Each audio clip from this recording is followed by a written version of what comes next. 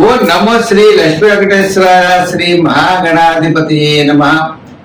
ఉగ్రం వీరం మహావిష్ణుం జ్వలంతం సర్వతోముఖం నృసింహం భీషణం భద్రం మృత్యుర్నమామ్యహం. ప్రేక్షకులు నమస్కారాలు తెలియజేస్తూ మనం జూలై మాసంలో మన రాశులకు ఎలా ఉంటాయో తెలుసుకుందాం.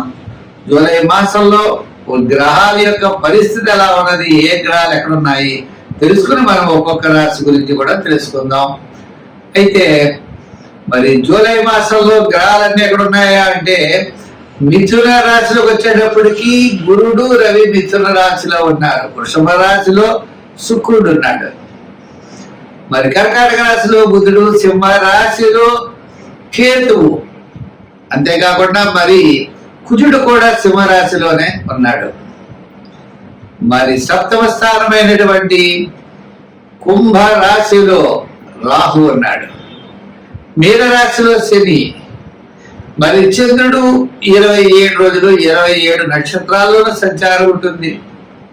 కాబట్టి మనకి మన యొక్క రాశులకి జూలై నెలలో మనం ఎలా ఉంటుంది, ఏ విధమైనటువంటి సులభమైన పరిహారాలు మనం చేసుకోవచ్చు, చేసుకుంటూ ఏ విధమైనటువంటి కార్యాన్ని మనం పూర్తి చేయగలుగుతాం అని మానవుని యొక్క ప్రయత్నం.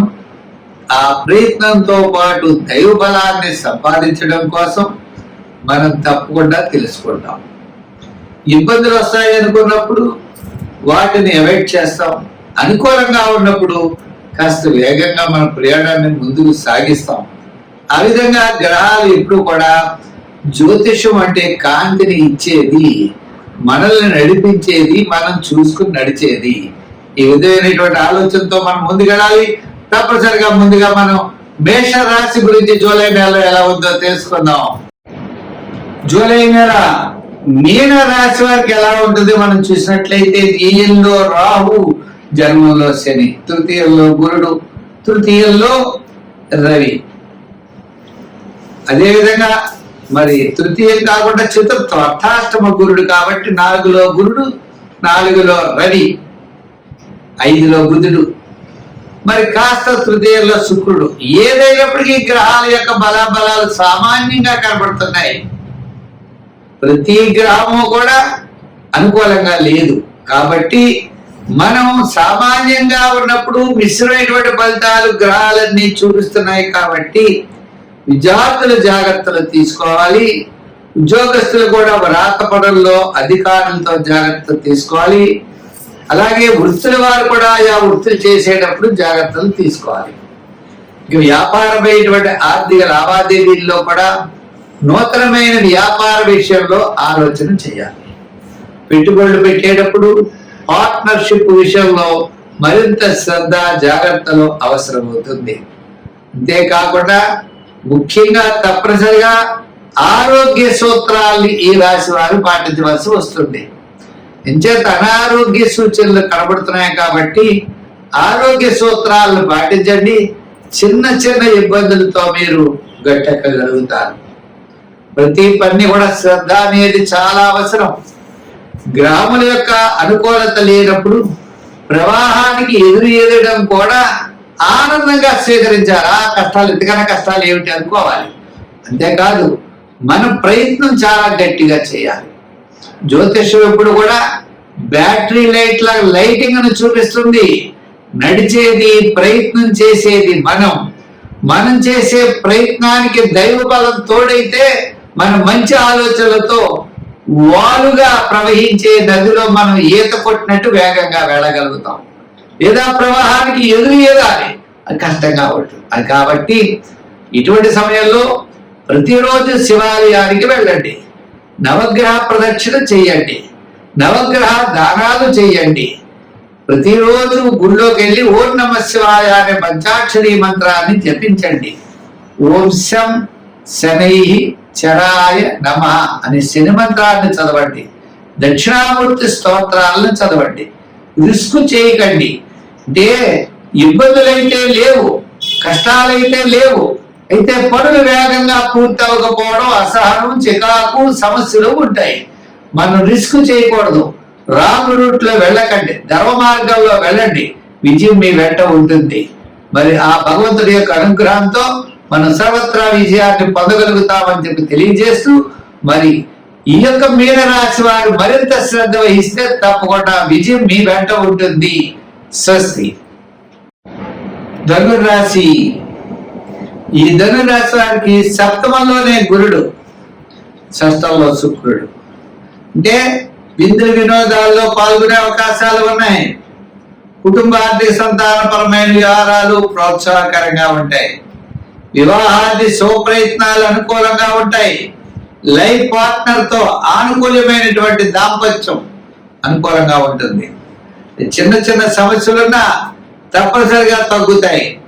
సంతానపరమైన వ్యవహారాలు ప్రోత్సాహకరంగా ఉంటాయి. సోపుణ్య కార్యక్రమాల్లో పాల్గొంటారు. శివక్షేత్రాలను దర్శిస్తారు. ఆధ్యాత్మికమైన చింతన పెరుగుతుంది. పబ్లిక్ లో రిలేషన్స్ పెరుగుతాయి. సంతానపరమైనటువంటి అభివృద్ధితో పాటు గౌరవ మర్యాదలు కూడా మీకు పెరిగే అవకాశాలు ఉన్నాయి. రాజకీయ పరంగా కాస్త గుర్తింపు ఉంటుంది. వృత్తుల పరంగా న్యాయవాదులు, వైద్యులు, కళారంగం వారు, చిన్న చిన్న వృత్తులు చేసే వారికి ఆర్థిక ప్రోత్సాహం ఉంటుంది. దీని వ్యాపార పరంగా కూడా finance, general, kirana, medical, shares, IT రంగం వారికి, చేతి వృత్తి పని వారికి, మెడికల్, గృహోపకరణాల వారికి కాస్త అనుకూలంగా ఉన్నప్పటికీ సాటర్న్ అర్ధ అష్టమ శని ప్రభావం కూడా మీకు ఉన్నది. ఎవరో ఏదో రకమైన ఇబ్బంది పెడతా ఉండడం, స్వల్పమైన సమస్యలు వస్తూ ఉండడం, ఒక పనికి ఒకసారి పెడితే ఆయన దొరకపోయి 3 సార్లు జరగడం, ఇటువంటి ఇబ్బందులు మీకు కనపడుతూ ఉంటాయి.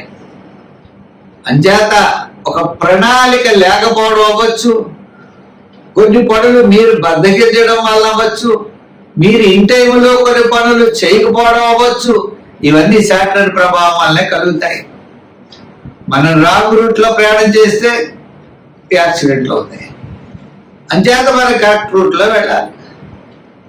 అంతేగాని శని ప్రభావం అనుకోకూడదు.